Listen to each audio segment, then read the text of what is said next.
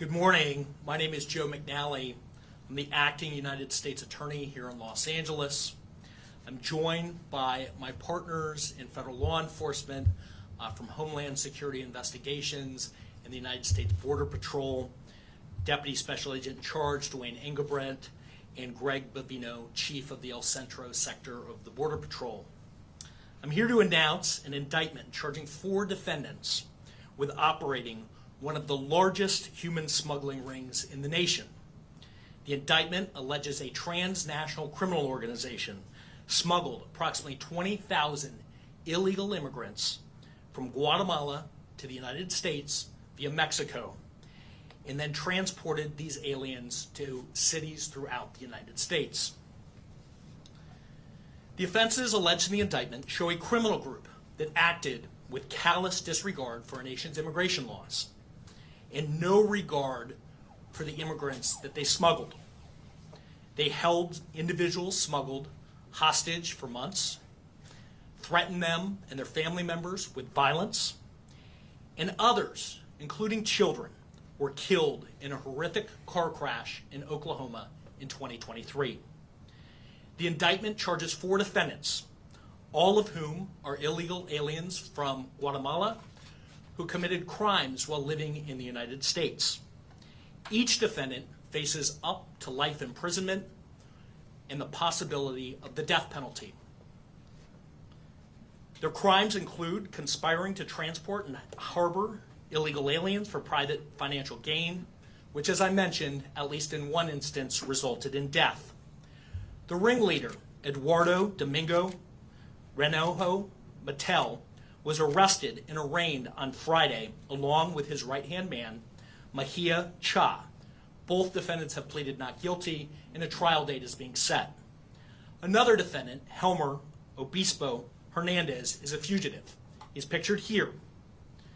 In addition to the charges of the indictment, he's also charged in a federal criminal complaint with threatening to kill a federal law enforcement officer. While search warrants were being executed in Los Angeles on Friday, he telephoned a member of the investigative team and threatened to kill that agent and his family members by cutting off their heads. Those actions demonstrate just how violent this organization is. A 4th defendant is in custody in Oklahoma in connection with the fatal car accident in 2023. The transnational criminal organization operated for at least a dozen years and specialized in smuggling illegal immigrants from Guatemala to the United States. The movement of those illegal immigrants within the United States, especially between Phoenix and Los Angeles, and the harboring of those illegal aliens in the United States. According to the indictment, associates of the organization in Guatemala solicited thousands of illegal immigrants to come to the United States. Those associates then accepted payment between $15,000 and $18,000 for each smuggled alien to come to the United States via Mexico. They coordinated the movement from Guatemala to the United States. Mexican smuggling organizations transported the illegal immigrants from Mexico into the United States, initially to Arizona. Once the illegal immigrants were in the United States, they held them at stash houses, where they were later picked up by the organization's lieutenants. The illegal immigrants then, for an additional fee, were transported and moved to various stash houses throughout the United States, including Los Angeles. Those who did not pay their fees were held hostage, including at a stash house here in the Westlake district of Los Angeles. This organization caused deaths. In November 2023, while transporting illegal immigrants, defendant Jose Paxtor Ola caused a car accident in Elk City, Oklahoma, where he was transporting people illegally. That car accident resulted in 7 deaths. 3 of those individuals are minors, including a 4-year-old child. The actions of this human smuggling organization demonstrates a complete disregard for the nation's immigration laws. As the Attorney General has said, we are doubling down on our efforts to enforce long-standing criminal immigration laws The failure to enforce those laws fuels these criminal organizations. I thank Homeland Security Investigations, the United States Border Patrol, the Inglewood Police Department for their diligent efforts investigating this dangerous and violent criminal organization. I also thank our prosecutors, Sean Nelson and Elia Herrera, for their work ensuring that these charges were brought and this organization dismantled. The human smuggling case that I've spoken about was part of a week-long series of events focused on revitalizing existing immigration enforcement activities, which include cases in which illegal immigrants were victimized, other cases where people here illegally exploited the nation's immigration laws, and dozens of criminal complaints this week were filed against illegal aliens with criminal records who had been removed from the United States after felony convictions and then returned. These included individuals convicted of violent crimes like manslaughter, assaults on police officers, and drug trafficking. This area of criminal activity is a priority, a top priority for the Department of Justice, and our efforts to target individuals participating in criminal activity here will continue. I'll now turn it over to the Deputy Special Agent Charge from Homeland Security.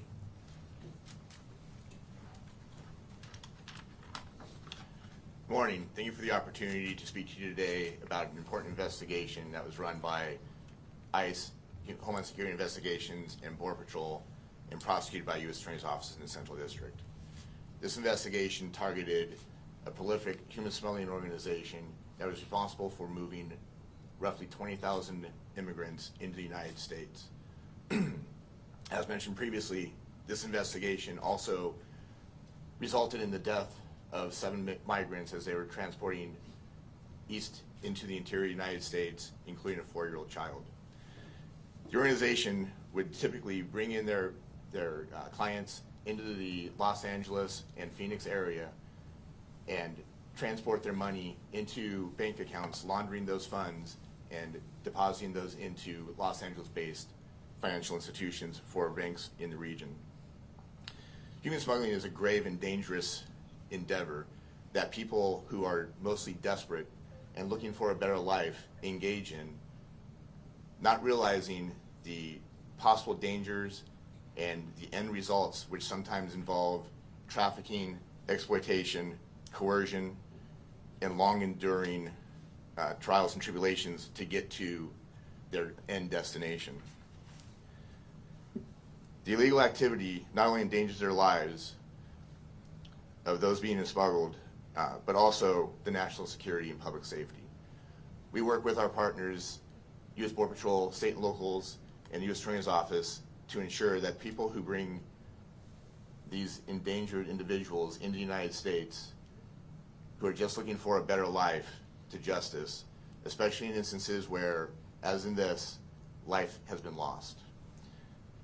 It's important for us to get a message out to the public to ensure that information is being provided to ICE, Homeland Security Investigations, to Border Patrol, and our partners so that we can combat these crimes as they're happening.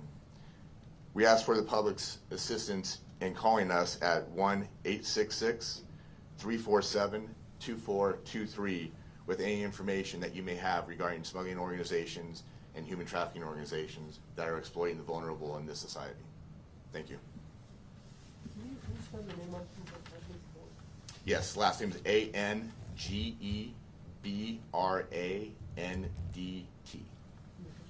Dwayne, D-W-A-Y-N-E. Thank you. I'll now turn it over to Chief Greg Bovino, Chief Border Patrol El Centro Sector. Chief. Thank you, Joe. Good morning. Again, my name is Gregory Bovino. I'm the Chief Patrol Agent of the premier sector in the U.S. Border Patrol, the El Centro Sector. I'd like to thank Joe McNally, Acting United States Attorney Central District, Homeland Security Investigations, as well as allied law enforcement agencies who all took part in the important takedown of this Turco transnational criminal organization. Border Patrol specifically provided approximately 50 agents this past Friday for this takedown. Those 50 agents were from 3 different sectors: the San Diego sector, the Yuma sector, and the El Centro sector, primarily from our Special Operations Detachment, which includes BORTAC, the Border Patrol Tactical Unit, BORSTAR, the Border Patrol Search, Trauma, and Rescue Teams, as well as our Sector Intelligence Unit, K-9 teams, and our Strategic Communications. This Turco organization, as you've already heard, is a very dangerous, very prolific organization. 2021 was the first year that Border Patrol agents came into contact with this transnational criminal threat. Those were agents from our Indio station on Interstate 10 noticed a unique phenomenon of Guatemalan illegal aliens being transported westbound from points in New Mexico and Arizona. Further investigation revealed through eastbound stops with large amounts of cash and illegal aliens that this was more than just a regional smuggling organization. This was a complex coast-to-coast smuggling organization, a coast-to-coast organization. At that time, our partners from Homeland Security Investigations joined us in this investigation, as well as the United States Attorney's Office here in Central District. And in the ensuing years, a lot of good work was accomplished by all parties involved, resulting in that takedown this past Friday. I'll close by saying that border security is created. Let me say that again. Border security is created. It doesn't just happen. It's created through innovation, forward thinking, and moving the ball down the field. This Turco organization was destroyed, dismantled, top to bottom this past Friday. And that's what we're after here. That is what we are after here. With our partners at HSI, U.S. Attorney's Office, and all other law enforcement agencies, one of the most complex, far-ranging, far-reaching smuggling organizations is now out of business. On behalf of the men and women of the United States Border Patrol, it's time to turn and burn. Turn and burn. We're turning and burning onto that next target. As soon as we leave this conference room, we're on to the next one. Thank you. Thank you, Chief. I'll now take questions. Yes, sir.